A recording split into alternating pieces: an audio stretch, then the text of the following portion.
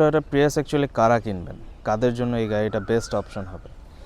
যাদের বাজেট 25 থেকে 35 লাখ টাকার মধ্যে আপনারা একটা ভালো সেডান গাড়ি চাচ্ছেন, লম্বা, ভেতরে স্পেস বেশি, বাসায় 4-5 ড্রাইভার সহ যদি থাকে, আপনারা একটু কমফোর্টেবলি বসতে চাচ্ছেন, লং জার্নিতে কমফোর্টেবলি ভেতরে যেন এনাফ স্পেস থাকে সেইটা চাচ্ছেন, তাহলে আমি বলবো প্রিয়াস খুবই ভালো একটা গাড়ি।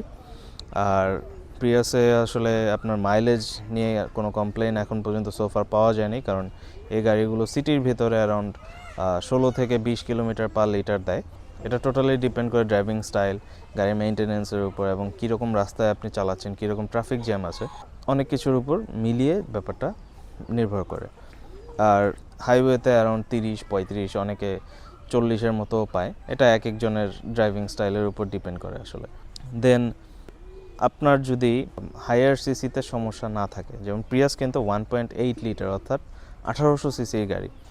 তো 1800 সিসিতে ট্যাক্সটা একটু বেশি আসে, বর্তমানে 1800 সিসির ট্যাক্স হচ্ছে 50,000 টাকা। বাট ট্রাস্ট মি, এই গাড়িটা আপনাকে যে পরিমাণ ফুয়েল সেভ করবে ইয়ারলি, ওই 50,000 আসলে দিন শেষে আপনার খুব একটা এফেক্ট করবে না যদি আপনি ওইভাবে হিসাব করেন। আর আপনারা কাইন্ডলি যখন কারো কাছ থেকে সাজেশন নেবেন হাইব্রিডের ব্যাপারে, হাইব্রিড ইউজারের কাছ থেকে সাজেশন নেবেন।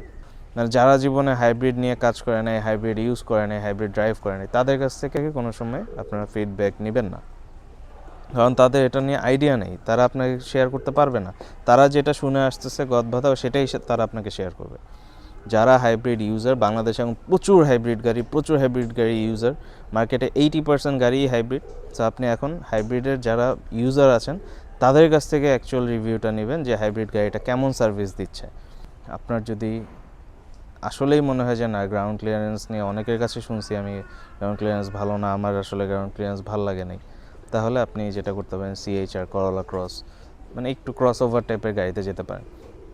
আর যদি মনে করেন না, আমি ডিসেন্টভাবে ড্রাইভ করতে পারবো, আমার জাস্ট 1 ইঞ্চি গ্রাউন্ড ক্লিয়ারেন্সে হয়ে যাবে, আমি আরও কয়েকজনের সাথে কথা বলে দেখছি প্রিয়াস ইউজারের সাথে, তাদেরও কোনো প্রবলেম হচ্ছে না, তাহলে আপনি প্রিয়াস চোখ বন্ধ করে নিতে পারেন। আমরা জানি টয়োটা এলিয়ন প্রিমিও এই গাড়িগুলো 25 থেকে 35 লাখ টাকা বাজেটের মধ্যে খুবই ফেমাস ছিল একটা সময়, এখন কিন্তু মার্কেটটা নাই।